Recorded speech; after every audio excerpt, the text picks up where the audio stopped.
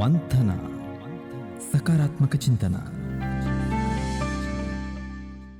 Hi, I'm Kiley, and I'm going to explain a little bit about my journey here in Mangalore, as well as with Yakshagana. So I got to Mangalore back in March of 2022. I was awarded a Fulbright-Nehru scholarship to conduct 9 months of research here.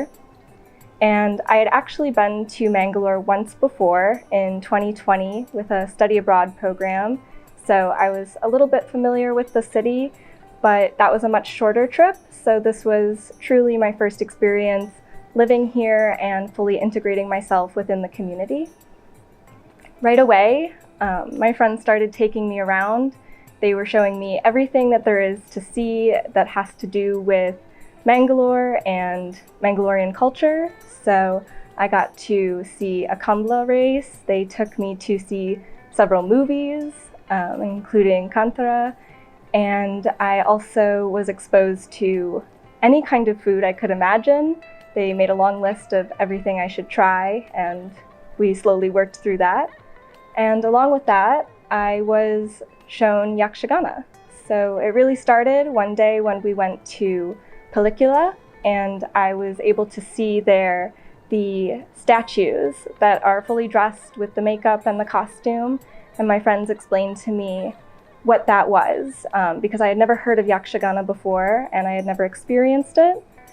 So they told me then and there that one day I would see a performance live, and just a few weeks later I did. I went to one with one of my friends, and it was a very humbling experience. I was the only foreigner in the crowd, and you could just tell that people were excited that I was there to witness it and see the art form. And from there, I was asked later by my friends if I wanted to learn how to do it myself.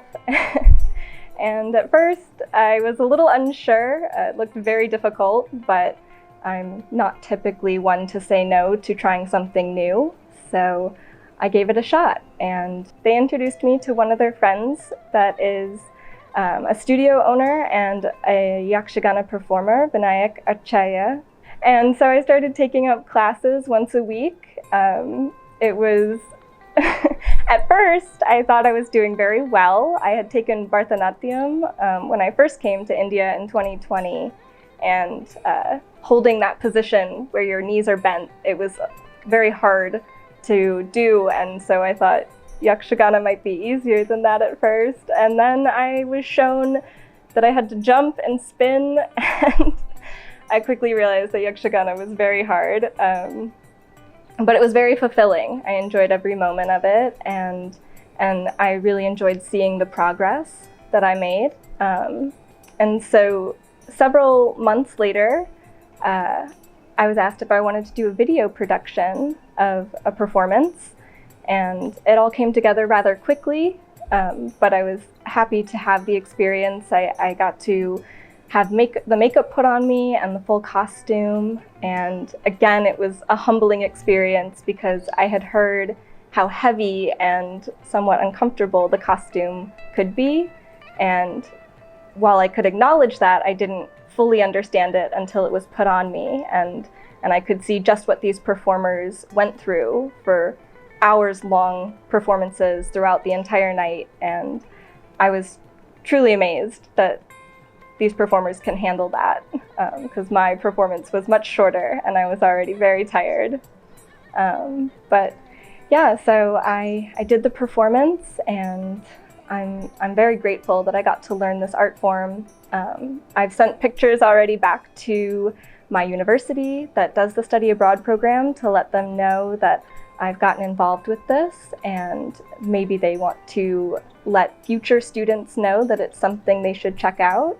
And I've sent it to my family, and they're all very excited to know that I have acquired this new skill. So I'm excited to continue to share this journey and tell people about this art form. Now that my time in Mangalore and India is coming to an end, so going forward, I'm excited that I had this time in Mangalore and that it's now my second home and will forever be part of my life.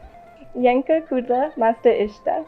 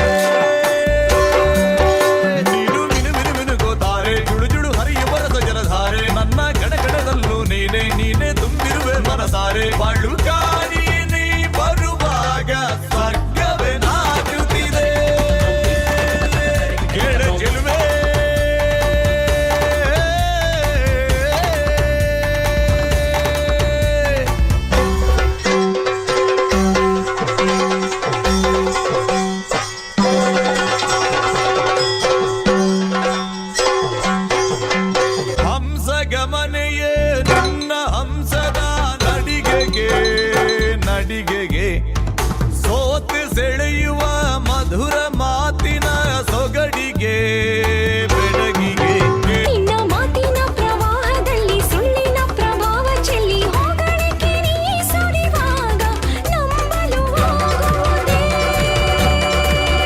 ಎಡಚಿರುವೆ.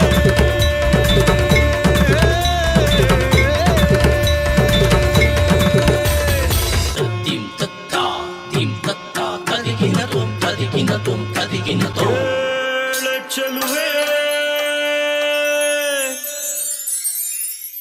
ಕೈಲಿ ಅವರು ನಮಗೆ first ನನ್ನ ಸ್ಟುಡಿಯೋದಲ್ಲಿ ಸಿಕ್ಕಿದ್ರು. ಅಂದರೆ ಅವರು ಈ Zumba fitness ಎಂಬ ಇದು ಕ್ಲಾಸಸ್ಸಿಗೆ ಬರ್ತಾಯಿದ್ರು. ಸುಲಕ್ಷಣಾ ಅಂತೇಳಿ ಅವ್ರದ್ದು ಬ್ಯಾಚ್ಮೇಟ ಕಾಲೇಜಲ್ಲಿ ಪರಿಚಯ. ಸೊ ಅವರಿಂದ ಕೈಲಿ ಅವರು ನಮ್ಮ ಸ್ಟುಡಿಯೋಗೆ ಬರುವಂತಾಯಿತು. ಸೊ ಅಲ್ಲಿ ಅವರು ಫಿಟ್ನೆಸ್ ಕ್ಲಾಸಿಗೆ ಬರೋದ್ರಿಂದ ನಾನು ಯಕ್ಷಗಾನ ಕಲಿಸ್ತೇನೆ ಅಂತೇಳಿ ಅವರಿಗೆ ಗೊತ್ತಾಯಿತು. ಸೊ ಅದರಿಂದ ಮತ್ತು ಅವರ ಇಂಟ್ರೆಸ್ಟಿಂದ ಮತ್ತು ಕ್ಲಾಸಸ್ ಎಲ್ಲ ಸ್ಟಾರ್ಟ್ ಆಗೋ ಹಾಗೆ ಆಯಿತು. ಅವ್ರು ತುಂಬ ಈ ನಮ್ಮ ತುಳುನಾಡಿದು ಕಲ್ಚರ್ಸ್ ಬಗ್ಗೆ ತುಂಬ ಆಚೆ ಎಕ್ಸ್ಪ್ಲೋರ್ ಎಲ್ಲ ಮಾಡ್ತಾಯಿದ್ರು. ಸೊ ಹಾಗೆ ಯಕ್ಷಗಾನ ಕೂಡ ಅವರಿಗೆ ತುಂಬ ಇಷ್ಟ ಆಗುವಂತಾಯಿತು.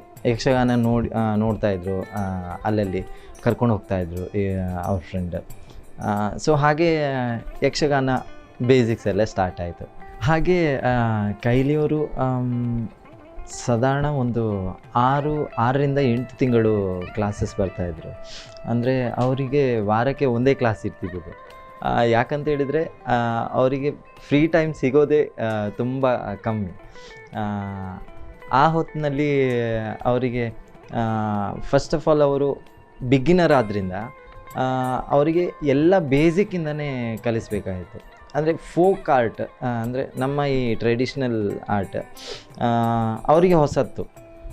ಸೊ ಅದರಿಂದ ಅವರಿಗೆ ಈ ತಾಳ ಅನ್ನೋದು ಅದನ್ನು ಕನ್ನಡದಲ್ಲಿ ಬರೆದು ಪುನಃ ಇಂಗ್ಲೀಷಲ್ಲಿ ಬರೆದು ಅವರಿಗೆ ಅರ್ಥ ಆಗುವ ಹಾಗೆ ತಾಳ ಕೂಡ ಕಲ್ತಿದ್ದಾರೆ. ಸೊ ಹೇಳುವಾಗೆ ಕಲ್ತಿದ್ದಾರೆ. ಅದಾದಮೇಲೆ ಮತ್ತು ಈ ಮೇಕಪ್, ಅದೇ ಮೇಕಪ್ ಅವರಿಗೆ ಬೇಸ್ ಹಾಕಬೇಕು ಅಂತ ಹೇಳಿ ಅಗತ್ಯ ಇರಲಿಲ್ಲ. ಅಂದರೆ ಅವರು ಅಷ್ಟು ಬಿಳಿ ಇದ್ದಾರೆ. ಸೊ ಅದರಿಂದ ಮೇಕಪ್ ಕೂಡ ತುಂಬ ಈಸಿ ಆಯಿತು. ತುಂಬ ಲಕ್ಷಣ ಕಾಣ್ತಾಯಿದ್ರು ಮೇಕಪ್ ಹಾಕ್ಕೊಂಡು. ಅದೇ ತುಂಬ ಖುಷಿ ಆಯಿತು ಅವ್ರಿಗೆ ಕಲಿಸ್ತಾ. ನಾನು ಸ್ವಲ್ಪ ಕಲಿತಾ ಜರ್ನಿ ತುಂಬ ಚೆನ್ನಾಗಿತ್ತು. ಇನ್ನೊಂದು ಸ್ವಲ್ಪ ದಿನ ಇಲ್ಲಿ ಮಂಗಳೂರಲ್ಲಿ ಇರೋದ್ರಿಂದ ಅವ್ರ ಹತ್ರ ಏನಾದರೂ ಒಂದು ವಿಡಿಯೋ ಮಾಡಬೇಕು ಅಂತ ಹೇಳಿ ಇಲ್ಲಿ ಅಲೋಶಿಯಸ್ದು ಫಾದರ್ ಹೇಳಿದರು, ರಿಕ್ವೆಸ್ಟ್ ಮಾಡಿದರು. ಹಾಗೆ ಅದಕ್ಕೋಸ್ಕರ ಒಂದು ಸಣ್ಣ ಒಂದು ಸಾಂಗಿಗೆ ಕೊರಿಯೋಗ್ರಫಿ ಮಾಡಿ ಅದನ್ನು ಶೂಟ್ ಮಾಡಿದ್ವಿ.